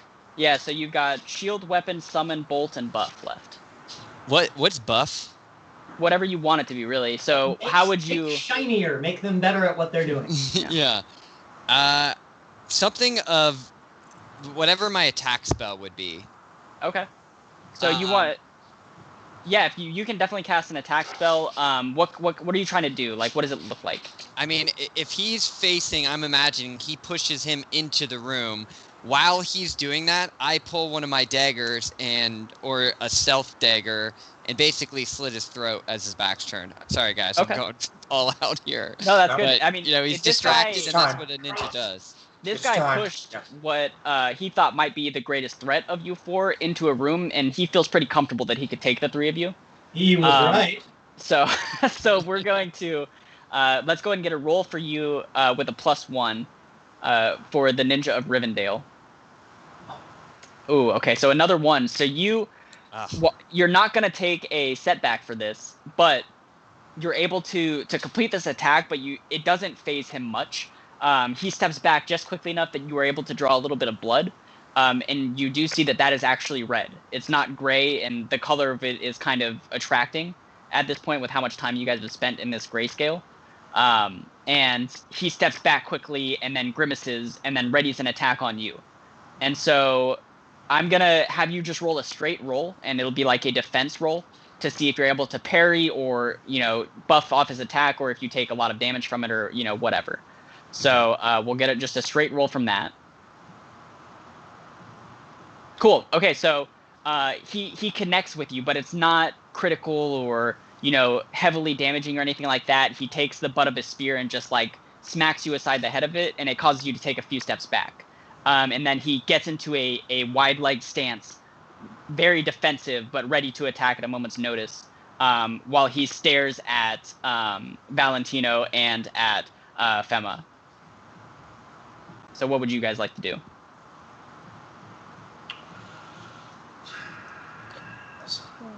I'm just gonna cast his illusions kind of a thing, just like a little puff of smoke between me and him. Just to cloud the area so he can't see me. Okay, cool. So we'll do a roll with +1 on that. Cool. So yeah, you succeed. You basically you cast a spell and then blow it out, and it creates this smoke screen that separates you three from him. It causes him to take a few steps back because his advantage is having a longer weapon to be able to fight, while you guys are basically creating some distance, and he's okay with that. So he steps back. You can't see him right now, and he can't see you. So we can't see him.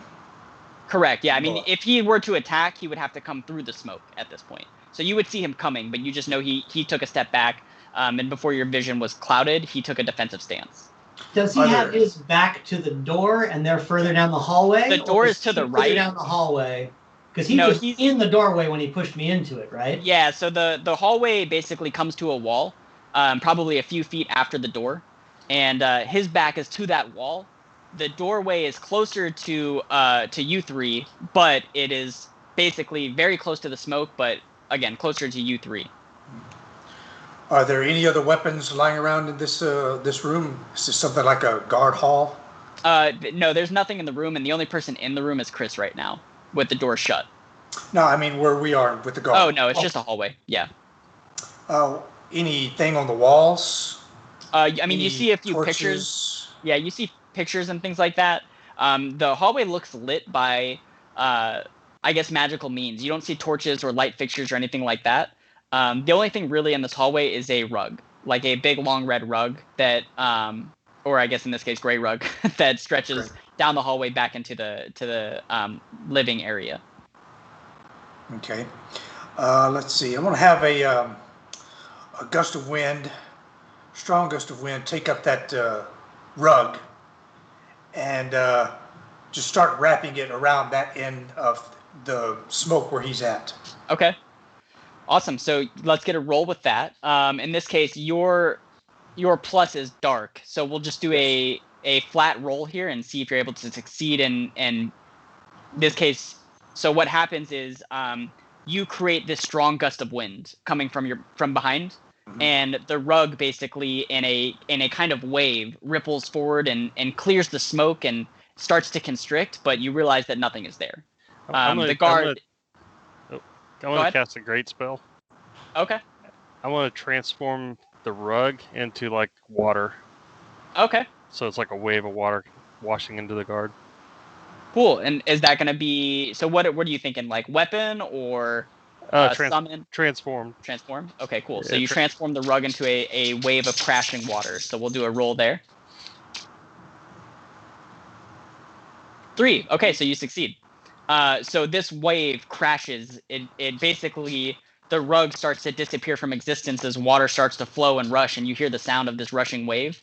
And what was happening before is the guard escaped through the smoke and was able to sneak past you guys and run to go find help. But in this case, you cast a great spell quickly enough and strong enough that as he tries to skate around the smoke, he gets thrust back into the wall, smacks his head, and is knocked out. And you see the guard there unconscious. Sweet. Nice. Good job. So should we get like the keys or something and let him out of the room or what? You know? Yeah. So you see the keys on his belt, and you're able to unlock and let the Lord of Castle Black out of his cell. Nice. Roll A back. quick look around confirms that pretty much was a holding cell. It was the cell for questioning and things of the like. Yeah. Gentlemen, did you observe the transformation of the colors while we were using our magics? Did you see his eyes change? Did you see the color of his blood? There is some powerful enchantment on this realm that's preventing the color from being observed. The color is there. We simply cannot detect it. It seems to work with blood, so you could probably just keep cutting yourself until it works. I will take that under advisement, as I will with all things relating to bodily fluids, of which I know you are a master. Should we use the sneak boots now and like go take a look around? You know, I mean, we're in this castle area or whatever. Yes. Let's take this guard and put him in that room with the door. Yeah, great idea. Yeah. Make sure he doesn't have any weapons or then gag him so that he can't make noise. Take any keys he has, other keys he has, just in case. Just kill him. But all right, fine. Repress my murderous tendencies for just a moment. Yeah, so you guys lock him in this holding cell that is typically used for questioning and interrogations and things of the like. Lock the doors, keep the keys. You sprinkle the powder on your feet, each of you, and again, you all feel this ability that almost cat-like reflexes, the ability to stay quiet and quick and nimble, just kind of envelop you, and your senses are heightened a bit. And I assume you guys are going to be looking for the king's quarters and things like that. Yes. Yes. Yeah. So as you guys, quickly looking for the quarters of the king again, notice it's very strange that no one is here. Just that one guard who walked in with you. You're able to check a few different rooms. You come across a library. You come across, where the kitchen staff would be if there were kitchen staff and things like that. And eventually you're able to find back upstairs, further to the left of that winding staircase, you're able to find the quarters of the king. And you walk into his room, and his bedroom basically looks stereotypical, like the bedposts or the bed with the 4 posts, and he's got the very nice furniture and a nice reading nook that he has set up on the window so that he can overlook his city and things like that. And you see, even with just this gray scale color of everything, he looks even more pale and white than anything you've seen in this area. More pale and white than anything you've seen back at the guild or any of the nature or anything like that. He looks sickly. And you approach, and as you walk up to him to get kind of a better look, he's not stirring at all. It's very faint breaths. You can see his covers rising slowly with every breath he takes. And in the back door, the door that you guys came in, you hear crash open. And Matt, you recognize this person as the man that you spoke to, Servius, the man you heard about in the basement, who's been tracking you down and the one who sent you here. And he looks out of breath. He's been sprinting at this point, trying to catch you guys, and you don't know what his goal is. And he breaks in and says, "Do not lay a hand on him. Our king is sick. We're not infiltrating your guild for secrets to anything except for an antidote that can heal him. He's been poisoned for many years, and as you've noticed, it has taken an effect on our realm. There is no color here as long as he is dying. That is all. I just wanted to bring you guys here to question you, to find out if there was some way that you could help us, and then we can help you. But we're running out of time.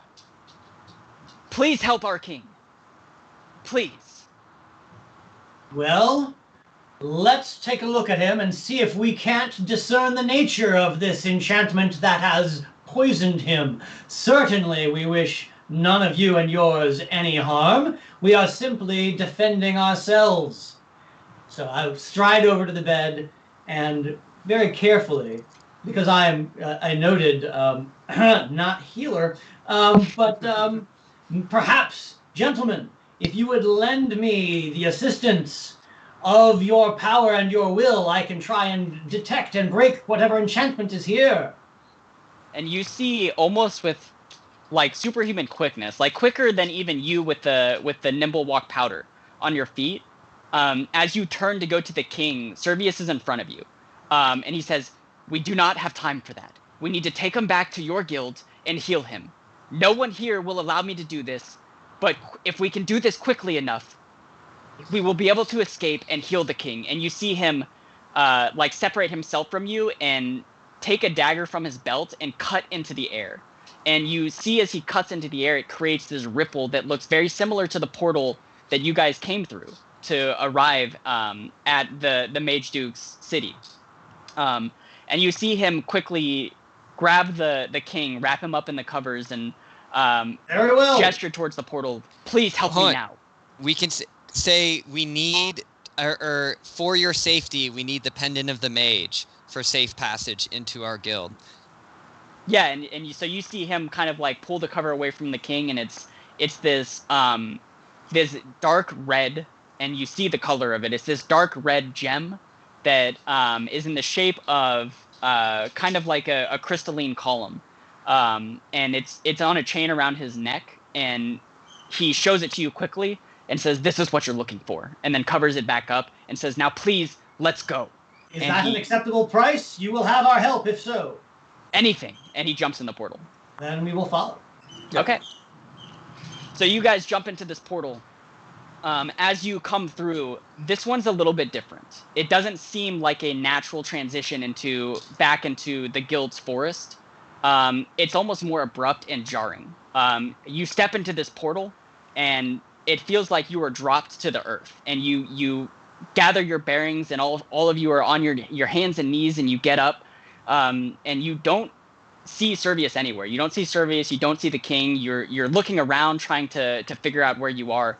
And you start to see color again, but it doesn't look like the color of the Guild of Orpheus and the surrounding environment.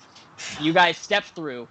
You see Servius approach from almost nowhere. Everything around you is in a fog. You're in a very dark, moonlit environment, kind of like a path with nothing around it but fog.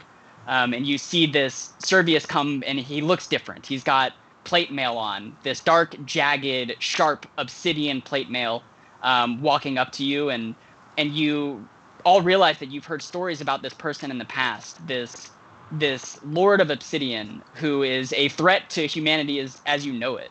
One of the strongest mages who actually came from the Guild of Orpheus and branched off to create something new, something more sinister. And you see him holding his helm under his arm with a staff made of basically pure black glass next to him, and says, "You thought you were the last hope for the guild. That hope is going to die with you." And a loud crack of lightning followed very quickly by the sound of thunder. And that is where we're going to end the game. Yeah. For right now. All right. Very cool. Nice. Dun dun Nice. dun. Yeah, awesome. Thank Very you. nice. Very nice. Great work, guys. Yeah, I thought you guys all Oh, did yeah. great. Great role play, great ideas. Some things that I wasn't expecting, but very, very cool. Thank you. Appreciate it. Good stuff. Thanks Good for stuff. the help, everyone. That's tight. Well, Yeah, cool. so with that, I just want to throw it out one more time. If you guys want to donate, that link is in the comments and down in the description as well. Give.classy.org/GameChanger for vets rather. And with that, I know Larry, you've got some things that you'd like to say, so I'll hand over the mic to you.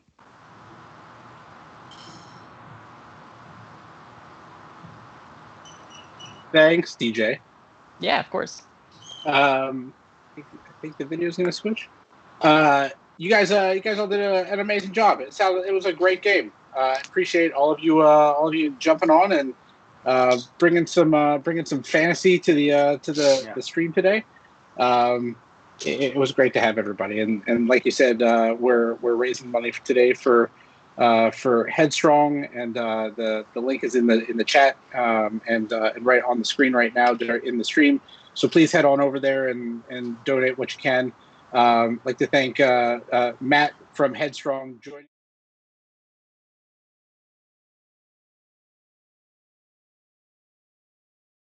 For hosting. That was an amazing experience. That was so fun. Brought me back to my childhood of growing up playing Dungeons and Dragons. But on behalf of entire Headstrong, we really appreciate the opportunity. You know, being a nonprofit during such turbulent times, having fundraisers and the goodwill of philanthropic organizations and individual donors, like hopefully the people that are watching, that keeps us alive. And our ability, I'm a veteran myself. I did 6 years in the Army intelligence, and getting to work for an organization that provides free mental health treatment for an unlimited number of sessions, which is really, really amazing, is just an amazing resource. We're located in 28 communities across the country. And like I said, we provide free mental health treatment for veterans, active duty, reserve, National Guard, and their families, regardless of their discharge status or the era they served. So we have really low barriers to entry, and our program has done some amazing things. So it's just an honor to continue to serve my community, and having organizations help us raise some money to keep it going. So thank you on behalf of the entire Headstrong team and family. Well, thanks very much. Like I said, it's great to have you here playing the game. It's great to be able to help you guys out as an organization, and hopefully we'll do some more in the future. Yeah. With that, we're gonna wrap up Guild of Orpheus, which, by the way, you can also.